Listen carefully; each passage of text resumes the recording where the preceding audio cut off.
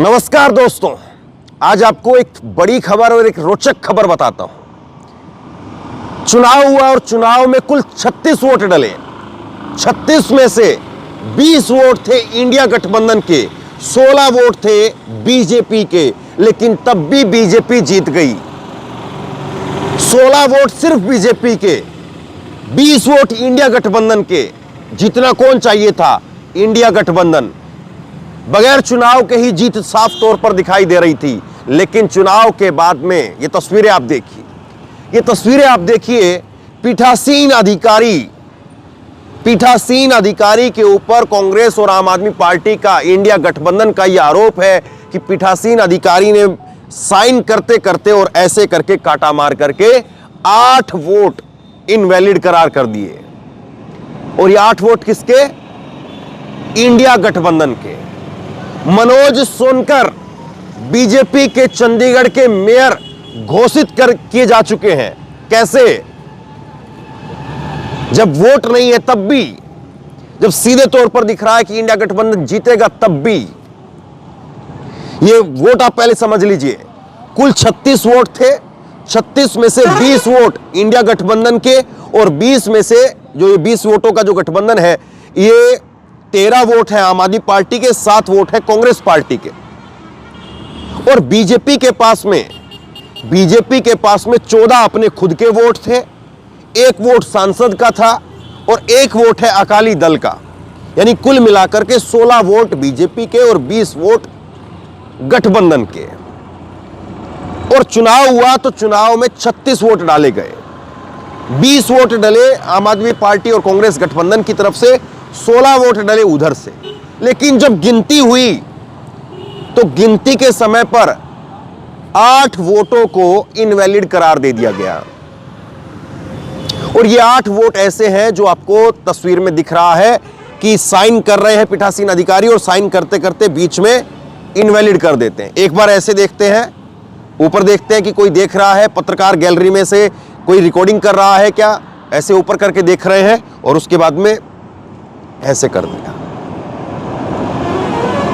आज इसको लेकर के, ये जो कुछ हुआ है चुनाव में, इसको लेकर के अरविंद केजरीवाल ने कहा कि आज ही के दिन बापू की हत्या की गई थी, महात्मा गांधी जी की हत्या की गई थी, और आज ही के दिन बीजेपी ने अपने बलबूते पर लोकतंत्र की हत्या कर दी।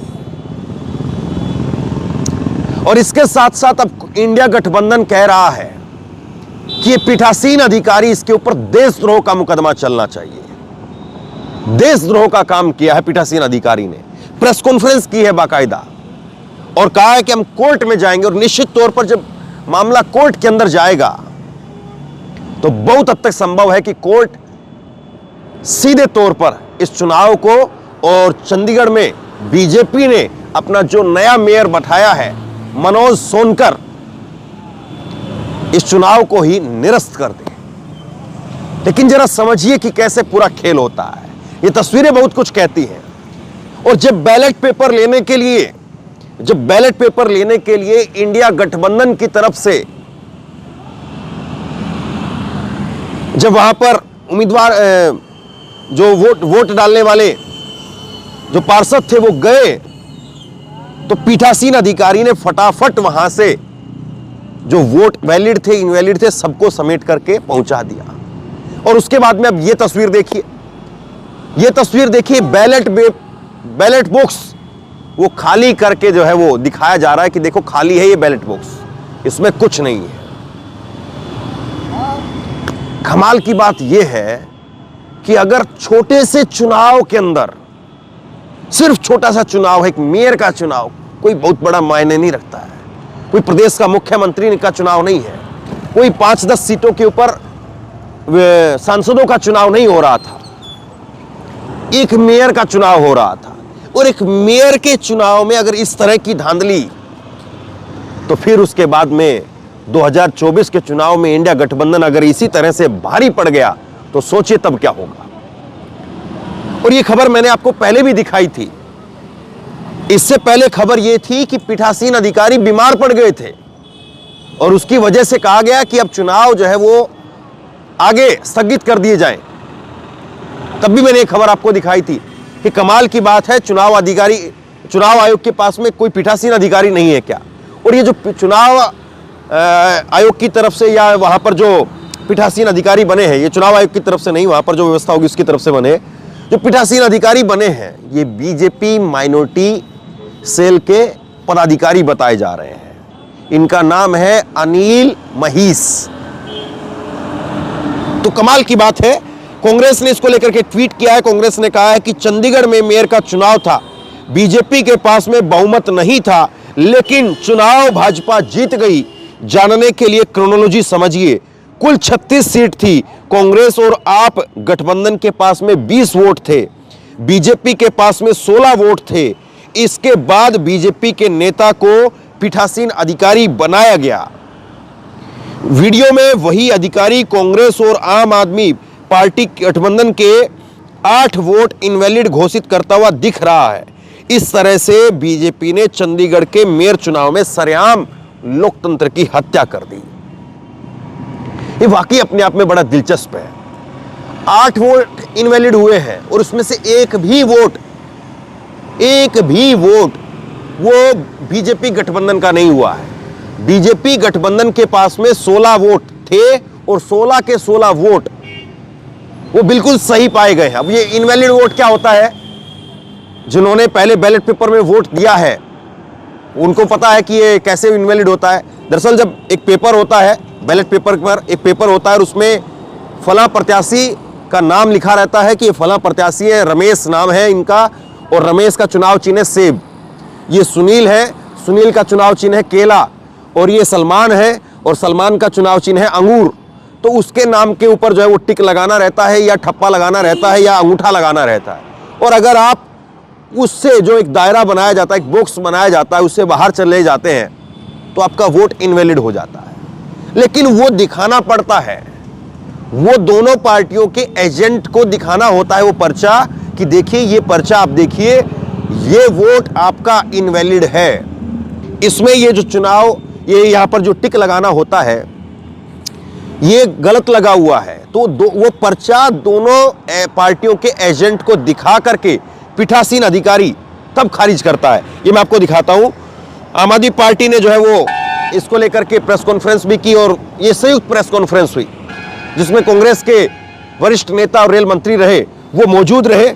और इसमें आम आदमी पार्टी ट्वीट करके कहती है कि जब भी वोट घोषित किया जाता है तो उस वोट को अवैध घोषित किया जाता है तो उस वोट को दोनों पार्टी के इलेक्शन एजेंट को दिखाया जाता है और डिप्टी कमिश्नर की सहमति से वोट को अवैध घोषित कर दिया जाता है। लेकिन आज प्रिसाइडिंग ऑफिसर ने ऐसा कुछ नहीं किया। सोचिए, बीजेपी मेयर चुनाव में ऐसा कर सकती है तो लोकसभा चुनाव में अपनी हार देख करके क्या क्या करेगी। सुनिए जरा अब राघव चड्ढा क्या कह रहे हैं। जब भी किसी भी वोट को अवैध घोषित किया जाता है या इनवैलिड करार दिया जाता है तो उस वोट को दोनों पार्टियों के काउंटिंग एजेंट को दिखाया जाता है अवैध घोषित करने से पहले। यह डमी बैलेट पेपर है जो मैं आप सबके सामने लाया हूं। जब काउंटिंग के दौरान इस प्रकार के बैलेट पेपर को इल्लीगल घोषित किया जाता है तो प्रिसाइडिंग अफसर, अगर मान लीजिए मैं प्रिसाइडिंग अफसर हूं तो मैं दोनों पार्टियों के इलेक्शन एजेंट को वो दिखाऊंगा बैलेट पेपर की, देख लीजिए यहां इनके निशान बाहर लगा हुआ है, ये इनवैलिड है, मैं इसे अवैध घोषित कर रहा हूं। ऐसे दोनों पार्टियों के इलेक्शन एजेंट को दिखाया जाता है और दिखाने के उपरांत उनकी सहमति से और जो डीसी चुनाव हैं, जो डिप्टी कमिश्नर बैठे हैं, उनकी सहमति से इस वोट को अवैध घोषित किया जाता है। लेकिन आज ये नहीं हुआ। आज ना इलेक्शन एजेंट को दिखाया गया, ना डीसी को दिखाया गया, और बस एक एक कर आम आदमी पार्टी के वोटों को और कांग्रेस पार्टी के वोटों को अवैध घोषित कर दिया गया। यह दिखाता है कि भारतीय जनता पार्टी इतने छोटे से एक मेयर के चुनाव में, म्युनिसिपल कॉरपोरेशन के मेयर के चुनाव में अगर इस प्रकार की गैर कानूनी असंवैधानिक घटनाएं को अंजाम दे सकती है तो आप सोचिए कि लोकसभा चुनाव की हार देखते हुए ये लोग क्या करेंगे। इंडिया गठबंधन की तरफ से इसके बाद में मांग की गई है कि जो पीठासीन अधिकारी है उसके ऊपर देशद्रोह का मुकदमा चलना चाहिए। और ये आम आदमी पार्टी की तरफ से प्रेस कॉन्फ्रेंस में राघव चड्ढा ने इस बात का जिक्र किया है। उन्होंने कहा कि ये जो प्रिसाइडिंग ऑफिसर है इन्होंने देशद्रोह किया है और उन पर मुकदमा चलना चाहिए और उन्हें गिरफ्तार करना चाहिए। सुनिए जरा। हाईकोर्ट ने अपने ऑर्डर में ये कहा कि इस पूरी इलेक्शन प्रोसेस की वीडियोग्राफी होगी और उस वीडियो का संज्ञान हाईकोर्ट खुद लेगा। मुझे पूरा विश्वास है कि पंजाब हरियाणा हाईकोर्ट में जब इस पूरे इलेक्शन प्रोसेस का वीडियो पहुंचेगा और ऑनरेबल जजेस अपनी आंखों से खुद देखेंगे कि कैसे भाजपा के माइनॉरिटी विंग के एक पदाधिकारी जो प्रिसाइडिंग अफसर बने अपने ही पेन से निशान लगा लगाकर बैलेट पेपर को अवैध घोषित कर रहे हैं, ये सारी चीजें जब हाईकोर्ट के सामने आएंगी तो हाईकोर्ट अवश्य कार्रवाई करेगा। पर आम आदमी पार्टी, कांग्रेस पार्टी, इंडिया गठबंधन मिलके सड़क से लेकर संसद तक, न्यायपालिका से लेकर सड़क तक क्या लड़ाई लड़नी है, आगे क्या रूपरेखा होगी, उस पर अवश्य चर्चा करेंगे और हाईकोर्ट का दरवाजा भी जरूर खटखटाएंगे। बिल्कुल प्रिसाइडिंग अफसर के खिलाफ कार्रवाई करेंगे। मैं तो आज इस मंच से यह मांग करता हूं कि प्रिसाइडिंग अफसर ने देशद्रोह किया है, उसे गिरफ्तार करना चाहिए, उस पर आपराधिक मुकदमा चलना चाहिए। सबसे बड़ा दोषी है। जरूर हम कंप्लेंट भी करेंगे, कार्रवाई की मांग भी करेंगे और सिर्फ कार्रवाई की नहीं, उनकी गिरफ्तारी की मांग करते हैं। अब ये तस्वीर देखिए आप, भारतीय जनता पार्टी चंडीगढ़, और यहां पर इस तस्वीर के अंदर आपको नीले रंग की शर्ट में जो शख्स नजर आ रहा है वो आज के चुनाव में पीठासीन अधिकारी थे और ये पीठासीन अधिकारी बीजेपी के हैं। और ये दूसरा एक और फोटो देखिए, जब इनको नियुक्त किया गया था बीजेपी माइनॉरिटी सेल के अध्यक्ष के रूप में, तब की ये फोटो एक इनकी और है। तो ये दो फोटो इनकी है और बताया जा रहा है कि देखिए जब बीजेपी के पीठासीन अधिकारी हैं तो फिर आप ज्यादा उम्मीद क्या करेंगे। अरविंद केजरीवाल ने 2 ट्वीट किए हैं। अरविंद केजरीवाल का 2 बयान, एक ट्वीट पहले आप देखिए। चंडीगढ़ मेयर चुनाव में दिन दहाड़े जिस तरह से बेईमानी की गई वो बेहद चिंताजनक है। यदि एक मेयर चुनाव में ये लोग इतना गिर सकते हैं तो देश के चुनाव में तो ये किसी भी हद तक जा सकते हैं। ये बेहद चिंताजनक है। आगे सुनिए। अरविंद केजरीवाल ने कहा कि लोकतंत्र के लिए काला दिन है। 76 वर्ष पूर्व आज ही अहिंसा के पुजारी महात्मा गांधी जी की हत्या की गई थी। आज ही के दिन इन्होंने, बीजेपी ने लोकतंत्र की हत्या कर दी है। और जिस तरह से इन्होंने गुंडागर्दी करके चंडीगढ़ मेयर चुनाव में अपना मेयर बनाया, आज देश ने देखा है कि किस तरह से कैमरे पर इन्होंने वोट्स की चोरी की है। सुनिए जरा। आज से 76 साल पहले अहिंसा के पुजारी और शांति के पुजारी गांधी जी की हत्या की गई थी आज ही के दिन। और आज 76 साल के बाद आज ही के दिन इन्होंने जनतंत्र की, लोकतंत्र की हत्या की है। एक तरह से लोकतंत्र के लिए आज काला दिन है। जिस तरह से इन्होंने गुंडागर्दी करके, सरेआम बेईमानी करके, और किस्मत से वो उनकी बेईमानी जो है वो वीडियो में कैप्चर हो गई। वो पूरा देश आज सोशल मीडिया के ऊपर और मीडिया के ऊपर देख रहा है कि किस तरह से इन्होंने वोटों की चोरी की है और इन्होंने ज़बरदस्ती चंडीगढ़ के अंदर अपना मेयर बनाया। इशू ये नहीं है कि मेयर किसका बनना चाहिए। चुनाव है, चुनाव में हार जीत तो लगी रहती है, कभी वो जीतते हैं कभी हम जीतते हैं। देश नहीं हारना चाहिए, देश जरूरी है। जनतंत्र नहीं हारना चाहिए, जनतंत्र जरूरी है। पार्टियां आती जाती रहती हैं, नेता आते जाते रहते हैं, मेयर आते जाते रहते हैं। मेयर इंपॉर्टेंट नहीं है।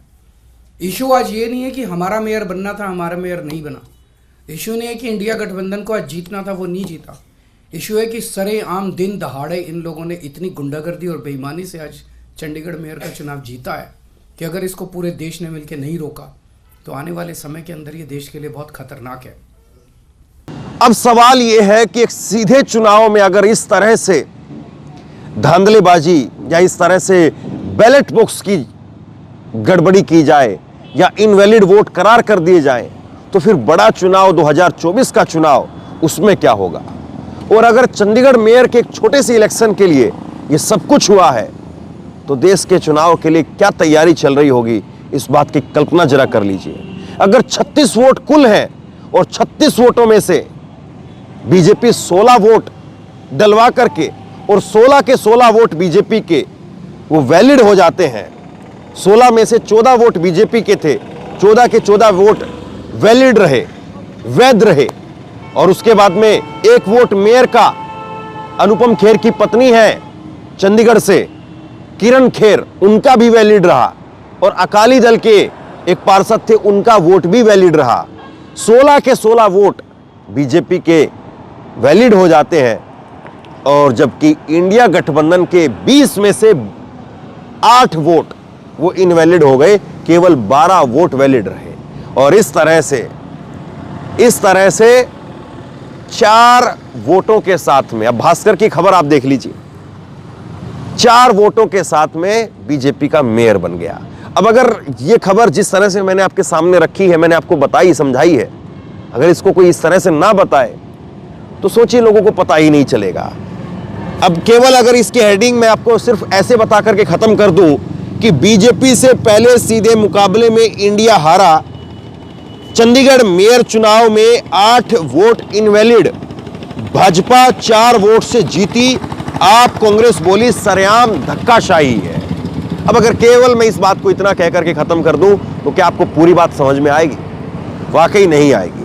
और इसीलिए पूरी बात आपको समझनी जरूरी है और आखिरी तक आपको देखना भी जरूरी है, क्योंकि इस तरह से खोल करके आपको आसान भाषा में शायद और कोई नहीं समझा पाएगा। प्रेस कॉन्फ्रेंस आप देखिए, आज जब प्रेस कॉन्फ्रेंस हुई तो उसमें क्या कुछ कहा गया है, सुनिए। देशद्रोह था। आज जो हमने फर्जीवाड़ा, जो गैर कानूनी काम, जो इलीगैलिटी चंडीगढ़ मेयर चुनाव में देखी है, उसे सिर्फ और सिर्फ राष्ट्रद्रोह कहा जा सकता है। आप सभी ये बात जानते हैं कि मेयर के चुनाव में 20 वोट इंडिया गठबंधन के पास थे और मात्र 16 वोट भारतीय जनता पार्टी के पास थे। 15 और साथ में अगर मैं एक और अन्य वोट भी जोड़ दूं, जहां 20 वोट आम आदमी पार्टी और कांग्रेस पार्टी के इंडिया गठबंधन के पास थे, वहां गठबंधन का जीतना, इंडिया अलायंस का जीतना तय था। और अपनी हार को सामने देख बीजेपी ने षड्यंत्र रचे। सबसे पहले 18 जनवरी को होने वाले चुनाव में प्रिसाइडिंग अफसर, जो चुनाव कराता है अफसर, उसे बीमार करके अस्पताल में भर्ती करा दिया ताकि उस दिन चुनाव ना हो। फिर चुनाव की जब नई तारीख आई जो हाईकोर्ट ने निर्धारित करी, उस बीच ऑपरेशन लोटस करके आम आदमी पार्टी की और कांग्रेस के पार्षदों को खरीदने की कोशिश करी गई। जब बीजेपी का ऑपरेशन लोटस भी फेल हो गया तो बीजेपी ने आज आप सबकी आंखों के सामने और आप सबके कैमरों में कैद जो फर्जीवाड़ा किया है, पहले मैं सिलसिलेवार तरीके से आपको बताना चाहता हूं। बीजेपी ने अपने ही पार्टी के माइनॉरिटी विंग के ऑफिस बियरर को प्रिसाइडिंग अफसर बनाया, यानी कि जो शख्स घोषित भाजपा का सदस्य है, उनका ऑफिस बियरर है, पदाधिकारी है, उस माइनॉरिटी विंग के सेक्रेटरी को प्रिसाइडिंग अफसर बनाकर उसकी देखरेख में चुनाव कराने की घोषणा करी। चुनाव में जब वोटिंग समाप्त हुई और काउंटिंग की बारी आई तो इस भाजपा के ऑफिस बियरर प्रिसाइडिंग अफसर ने किसी भी पार्टी के इलेक्शन एजेंट को आगे नहीं आने दिया। आप सब जानते हैं, आप सब चंडीगढ़ मेयर चुनाव देखते आए हैं, जब भी वोटों की गिनती होती है तो इलेक्शन एजेंट, तमाम पार्टियों के इलेक्शन एजेंट अपनी आंखों के सामने काउंटिंग टेबल पे खड़े होकर काउंटिंग करवाते हैं। लेकिन पहली बार इतिहास में देखा गया कि इलेक्शन एजेंट्स को दूर कर दिया गया, उन्हें टेबल के नजदीक नहीं आने दिया गया। और उसके बाद जो हुआ आपने देखा कि कैसे भाजपा के इस पदाधिकारी ने, जो प्रिसाइडिंग अफसर था आज के चुनाव का, उसने अपने पेन से बैलेट पेपर पर इंक लगा लगाकर उस सारे बैलेट पेपर को इनवैलिड किया और फिर चुनावों की गिनती में, वोट काउंटिंग में उस एक एक बैलेट पेपर को इलीगल घोषित किया। पहली बार चंडीगढ़ मेयर चुनाव में कुल 36 वोटों में से 8 वोट इनवैलिड घोषित कर दिए गए। इतिहास में आज तक नहीं हुआ। आम आदमी पार्टी और कांग्रेस के गठबंधन को 20 वोट पड़ने थे, हमें 12 वोट पड़े और हमारे 8 वोट इनवैलिड घोषित कर दिए गए और भाजपा का एक भी वोट इनवैलिड नहीं घोषित किया गया। भाजपा के और उनके कुल वोट 16 थे, उनको 16 वोट पड़े और आम आदमी पार्टी के 20 में से 8 वोटों को इनवैलिड यानी कि अवैध घोषित करके हमारे वोटों को घटाकर 12 कर दिया गया। साथियों, जब भी किसी भी वोट को अवैध घोषित किया जाता है या इनवैलिड करार दिया जाता है तो उस वोट को दोनों पार्टियों के काउंटिंग एजेंट को दिखाया जाता है अवैध घोषित करने से पहले। यह डमी बैलेट पेपर है जो मैं आप सबके सामने लाया हूं। जब काउंटिंग के दौरान इस प्रकार के बैलेट पेपर को इलीगल घोषित किया जाता है तो प्रिसाइडिंग अफसर, अगर मान लीजिए मैं प्रिसाइडिंग अफसर हूं, तो मैं दोनों पार्टियों के इलेक्शन एजेंट को वो दिखाऊंगा बैलेट पेपर की, देख लीजिए यहां इनके निशान बाहर लगा हुआ है, ये इनवैलिड है, मैं इसे अवैध घोषित कर रहा हूं। ऐसे दोनों पार्टियों के इलेक्शन एजेंट को दिखाया जाता है और दिखाने के उपरांत उनकी सहमति से और जो डीसी चुनाव हैं, जो डिप्टी कमिश्नर बैठे हैं, उनकी सहमति से इस वोट को अवैध घोषित किया जाता है। लेकिन आज ये नहीं हुआ। आज ना इलेक्शन एजेंट को दिखाया गया, ना डीसी को दिखाया गया और बस एक एक कर आम आदमी पार्टी के वोटों को और कांग्रेस पार्टी के वोटों को अवैध घोषित कर दिया गया। यह दिखाता है कि भारतीय जनता पार्टी इतने छोटे से एक मेयर के चुनाव में, म्युनिसिपल कॉरपोरेशन के मेयर के चुनाव में अगर इस प्रकार की गैर कानूनी असंवैधानिक घटनाएं को अंजाम दे सकती है तो आप सोचिए कि लोकसभा चुनाव की हार देखते हुए ये लोग क्या करेंगे। क्या भाजपा इस देश को नॉर्थ कोरिया बनाना चाहती है कि इस देश में चुनाव ही ना हो और चुनाव सिर्फ उसी स्थिति में हो जहां भारतीय जनता पार्टी पूरी मशीनरी को रिग कर पूरी चुनावी प्रोसेस को विशिएट कर चुनाव जीत सके। साथियों, मैं अनिल मसीह जो भारतीय जनता पार्टी के माइनॉरिटी विंग के पदाधिकारी हैं और आज के प्रिसाइडिंग अफसर हैं, उनके खिलाफ कार्रवाई की मांग करता हूं। आपराधिक मामला दर्ज होना चाहिए और उनकी गिरफ्तारी होनी चाहिए। ऐसे लोग और ऐसी पार्टियां जो हमारे देश की लोकतंत्र की सरेआम हत्या कर रहे हैं, उन लोगों को बाहर रहने की कोई आवश्यकता नहीं है। उन लोगों की सही जगह जेल है, उन लोगों को जेल होनी चाहिए। और मैं एक और आपको फैक्ट बताना चाहता हूं, जब भी काउंटिंग के दौरान कोई भी इलेक्शन एजेंट पार्टी का ऑब्जेक्शन रेस करता है तो उस ऑब्जेक्शन को डिप्टी कमिश्नर और वहां पर बैठे जो इलेक्शन ऑफिसर्स होते हैं उनसे सलाह मशवरा करके उसका हल किया जाता है। आज पूरे सदन में हंगामा चल रहा था, लोग आपत्ति दर्ज कर रहे थे, प्रिसाइडिंग अफसर के कंडक्ट पे सवाल खड़े कर रहे थे, लेकिन प्रिसाइडिंग अफसर इलेक्शन कराते रहे, काउंटिंग करते रहे और जैसे ही बीजेपी के कैंडिडेट को उन्होंने घोषित किया बतौर विजेता, उसके बाद जितने भी बैलेट पेपर थे काउंटिंग के, उन्हें जल्द से जल्द हटाकर एक कमरे में लॉक कर दिया गया। न जाने उन बैलेट पेपर्स के साथ इन लोगों ने आगे क्या किया होगा। बैलेट पेपर तक किसी पार्टी के किसी प्रत्याशी को, किसी काउंसलर को नहीं दिखाया गया, बैलेट पेपर तक गायब कर दिया गया है। यह आज सरेआम देश का एक महत्वपूर्ण शहर चंडीगढ़ में आप सबकी आंखों के सामने घटा है। मैं बस इतना ही कह सकता हूं कि भारतीय जनता पार्टी इंडिया गठबंधन से इतना घबरा गई है, इतना डर गई है कि अब वो इस प्रकार की असंवैधानिक घटनाएं, गैर कानूनी घटनाओं को अंजाम दे रही है। मैं सीधा बस इतना कहना चाहता हूं कि भारतीय जनता पार्टी ने जो आज चंडीगढ़ मेयर चुनाव में किया है वो सीधा सीधा देशद्रोह है।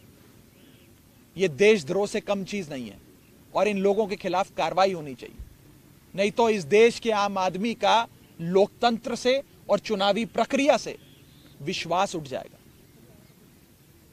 मैं आगे अनुरोध करूंगा कांग्रेस पार्टी के वरिष्ठ नेता पवन बंसल जी को कि वो आपको संबोधित करें। धन्यवाद दोस्तों। जो आज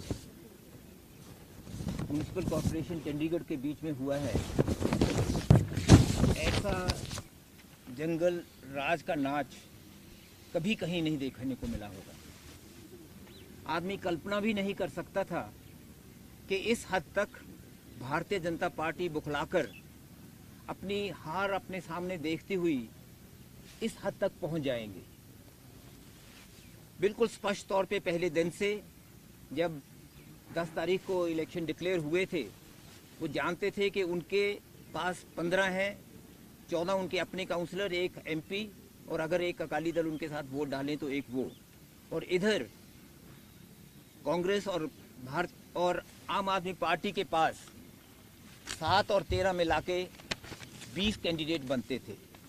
आपस में हमारा फैसला हुआ था कि जैसे पहले by default Bharatiya Janata party को जीतने दिया, हम लोगों ने गैर हाजिर रहकर, इस बार ऐसा नहीं करेंगे, क्योंकि इससे पहले जैसे आप जानते हैं दिल्ली में पार्टीज़ का एक गठबंधन Indian national democratic inclusive alliance के नाम पर गठित हुआ था। उसमें दोनों आप और कांग्रेस उसके सदस्य हैं, उसके कंस्टिट्यूएंट्स हैं। वहाँ अभी बातचीत चल रही थी। इसमें इतनी बीच में ये इलेक्शन आए जिसका फैसला एकदम करना था, तो यहाँ हमें उसी माहौल को बनाने के लिए जिसमें वहाँ था कि एज़ फार एज पॉसिबल आपस में अलायंसेस होते रहेंगी, उसके लिए यहाँ हमने ये फैसला किया हम इकट्ठे मिलकर ये चुनाव लड़ेंगे। बीजेपी को हराने के लिए, बीजेपी को ही सिर्फ हराने के लिए नहीं, सही मायने में लोकतंत्र को फिर पुनर्जीवित करने के लिए, लोकतंत्र की भावनाओं को फिर आगे लाने के लिए, और जो लोकतंत्र के साथ उसका गला घोंटा जा रहा था उसको रोकते हुए, और फिर लोकतंत्र जिस हिसाब से हमारे स्वतंत्रता से संग्रामियों ने उन्होंने जैसे लड़ा था, जिस कल्पना के साथ, जिस विचार के साथ, जिस आइडिया ऑफ इंडिया, हिंदुस्तान की सोच को आगे बढ़ाने के लिए उसको ये ख़त्म किए जा रहे थे, समदर कर दिया था उसको, बिल्कुल गला घोंट रहे थे उसको बचाने के लिए इकट्ठे हुए हैं। ये लोकतंत्र को बचाने के लिए ये ऐसा गठबंधन बना है। उसकी शुरुआत आप जानते हैं सब चंडीगढ़ से यहाँ होनी थी और हो रही थी। पिछले दिनों में पहले तो आप जानते हैं कि 18 तारीख को क्या हुआ। 18 तक भी लगातार ये लगे रहे हर प्रयास करने, हमारे काउंसलर्स को और आप पार्टी के काउंसलर्स को, दोनों को अलग अलग तरह से कुछ भी कोशिश हो जो सब उन्होंने की। यहाँ तक भी ज़रूरत की हमारे और लोगों से भी बात करने की कि वो कुछ कर पाएँ, और सब तरह के उन्होंने प्रलोभन दिए।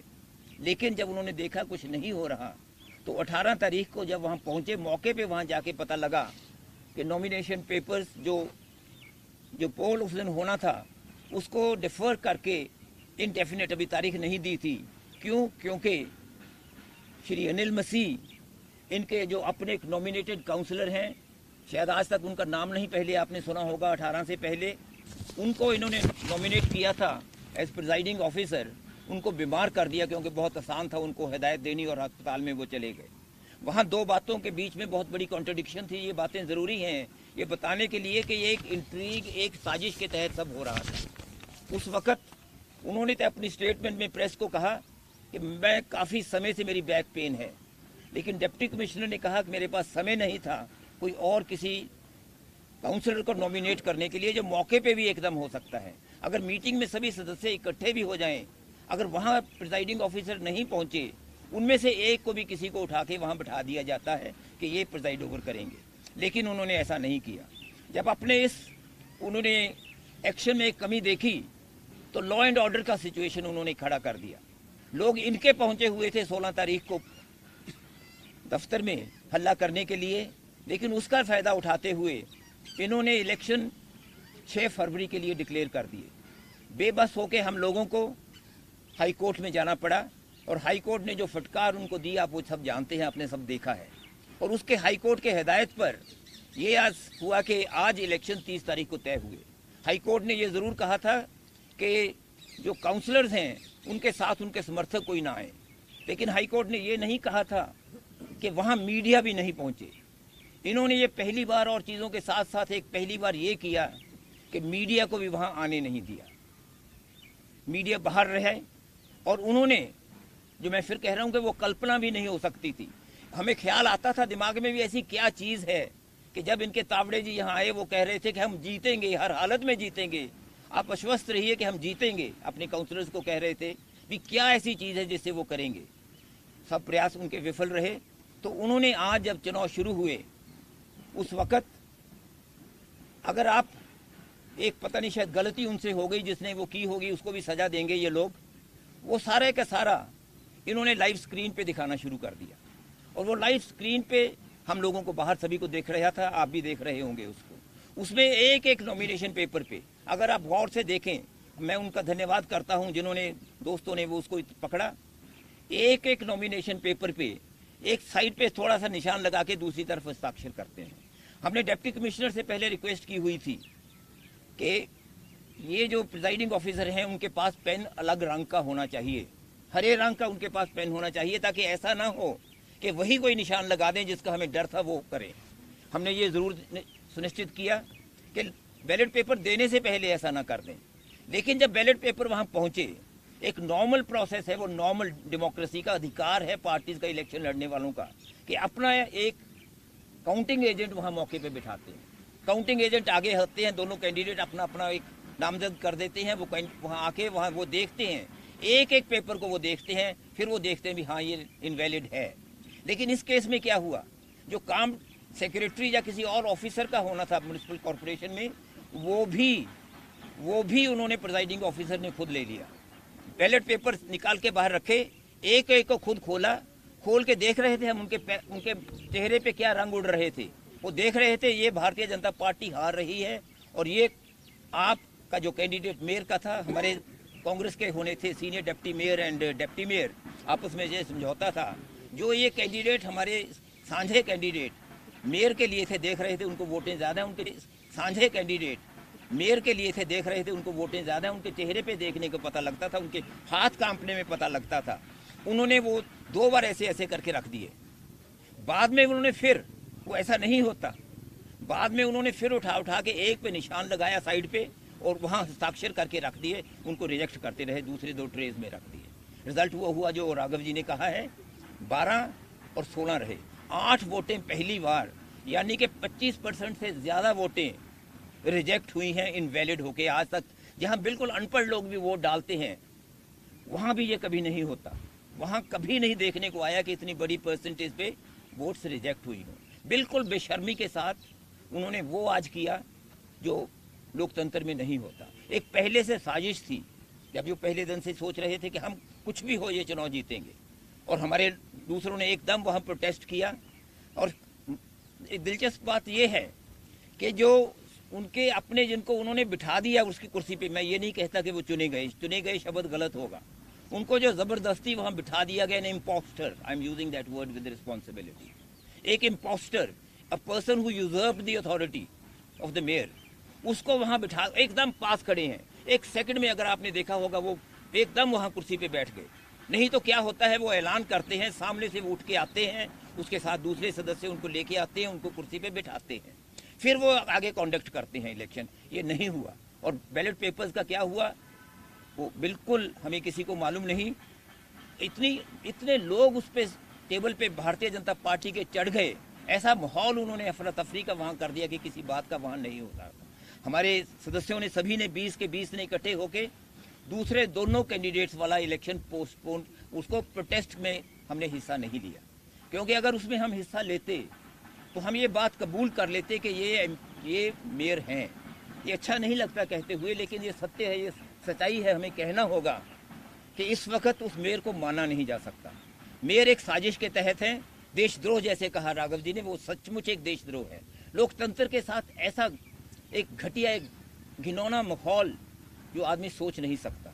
और ये हमारी वो बिल्कुल फादर्स्ट फियर्स, जो हम वो शंकाएं मन में कभी आती हैं कि लोकतंत्र में अगर ये फिर कहीं चुनाव जीत गए केंद्र में, जिसके कारण ये बना था गठबंधन, तो आगे के लिए देश में चुनाव को भूल जाइए। हमेशा लोग बात करते थे ईवीएम की, दोनों तरह के विचार होते थे, पार्टीज के अंदर भी दोनों विचार होते थे, लेकिन आज तो कुछ भी कह दें सब सच नजर आएगा कि ये अपनी सत्ता में रहने के कारण के लिए कुछ भी कर सकते हैं, किसी हद तक भी जा सकते हैं। ये बिल्कुल स्पष्ट उससे है। हम इनको नहीं मानते, हम इसको सिर्फ चैलेंज ये नहीं कि एक इलेक्शन पिटीशन होती है, वो नहीं होती। डिप्टी कमिश्नर देखने को नजर नहीं आ रहे थे, वहाँ कमिश्नर नजर नहीं आ रहे थे, वहाँ सेक्रेटरी जो होते हैं निकाल के असिस्ट करते हैं उनको खोलने के लिए, अलग अलग देखने के लिए। प्रिजाइडिंग ऑफिसर का काम ये नहीं होता कि अपने हाथ में सब चीज़ ले ले।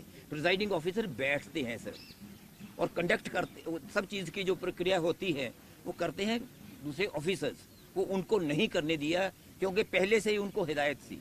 एक ऐसे प्लायबल टूल थे उनके हाथ में जो इस चीज़ के मैं कहता हूँ काबिल नहीं थे, लेकिन काबिल ही नहीं, सिर्फ इसमें आज सहयोगी हो गए हैं उस अबेटमेंट में, उस क्राइम, उस अपराध में जो भुलाया नहीं जा सकता, जिसकी सजा जरूर मिलेगी। हम सब तरह से उसमें अपने जो भी कार्रवाई होगी करने की करेंगे।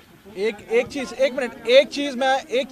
वाक्य और एक चीज मैं जोड़ना चाहूंगा और आप सबके माध्यम से चाहूंगा कि ये देश की जनता तक बात पहुंचे कि चंडीगढ़ चुनाव से जो आज असंवैधानिक गैर कानूनी काम भाजपा ने इस मेयर के चुनाव में किया, से एक सीख हम सबको अवश्य लेनी चाहिए कि आने वाले 2024 के लोकसभा चुनाव में आप किसी को हराने के लिए या किसी को जिताने के लिए वोट मत डालिएगा। आप इस बार लोकतंत्र की रक्षा करने के लिए, इस देश में डेमोक्रेसी को बचाने के लिए वोट डालिएगा।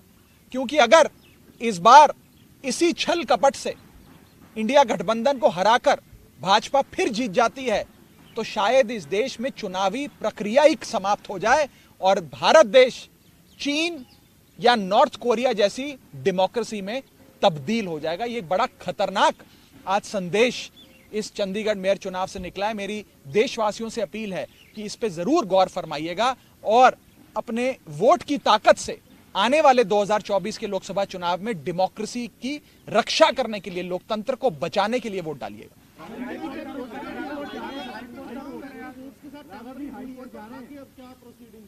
देखिए, अभी हम अपने कांग्रेस पार्टी, आम आदमी पार्टी मिलकर बैठेगी। आगे क्या सड़क से लेकर, कोर्ट से लेकर संसद तक क्या लड़ाई लड़नी है उसकी रूपरेखा बनाएंगे और अवश्य न्यायपालिका का दरवाजा भी जरूर खटकाएंगे। आप सब जानते हैं कि 18 जनवरी का चुनाव जब पोस्टपोन हो गया तो उसकी नई तारीख फरवरी में चंडीगढ़ एडमिनिस्ट्रेशन ने घोषित करी। उस तारीख को जल्द लाने के लिए, इलेक्शन को जल्द कराने के लिए भी, हमें न्याय लेने के लिए भी पंजाब हरियाणा हाईकोर्ट का दरवाजा खटखटाना पड़ा था। और आज भी न्याय पाने के लिए हमें अगर कोर्ट का दरवाजा खटखटाना पड़ेगा तो हम जरूर कोर्ट जाएंगे और न्याय की गुहार लगाएंगे। जब करेंगे तो बता देंगे।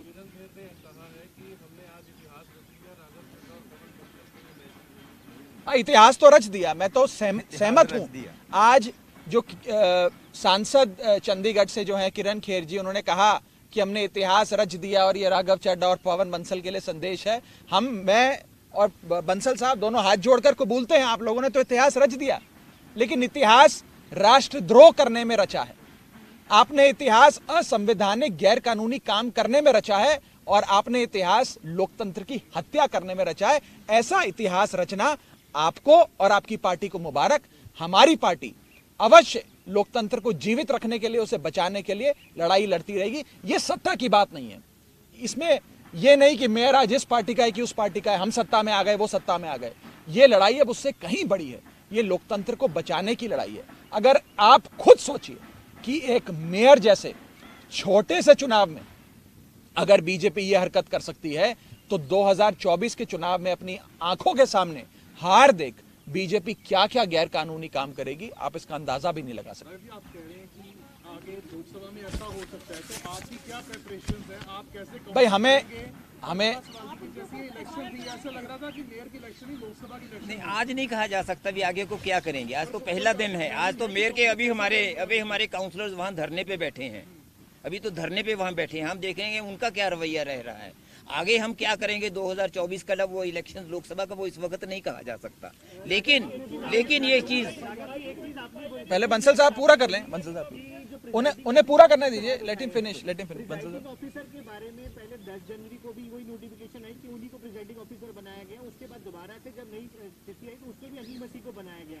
उसके क्यों नहीं विपक्ष ने आपने नहीं, जरूरत नहीं थी, वो कहने की जरूरत नहीं थी। इतना उन पे हमें विश्वास करना चाहिए, मानना चाहिए। अगर वो उसको अपॉइंट करते हैं, वो आए हैं बिल्कुल अच्छे बैठ के आज कर रहे हैं, तो वो दर्शाता है कि उस दिन वो सब एक होक्स था।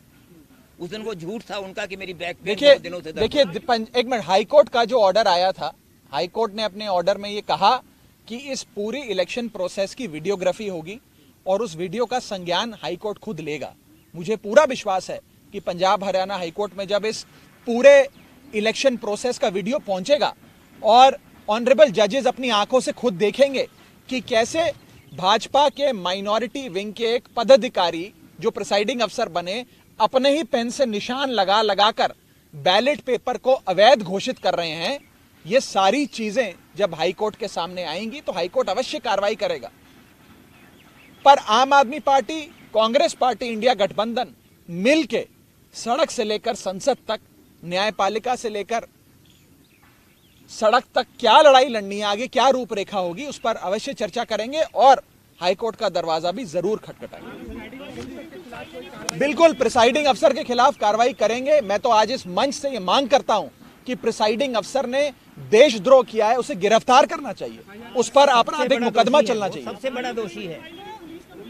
जरूर हम कंप्लेंट भी करेंगे, कार्रवाई की मांग भी करेंगे और सिर्फ कार्रवाई की नहीं, उनकी गिरफ्तारी की मांग करते हैं। लोकसभा के चुनाव आ रहे हैं तो चंडीगढ़ सीट भी आम आदमी पार्टी के साथ मिलकर लड़ेंगे। See, this is not a setback for one coalition, one alliance or one party. It is a setback for India's democracy.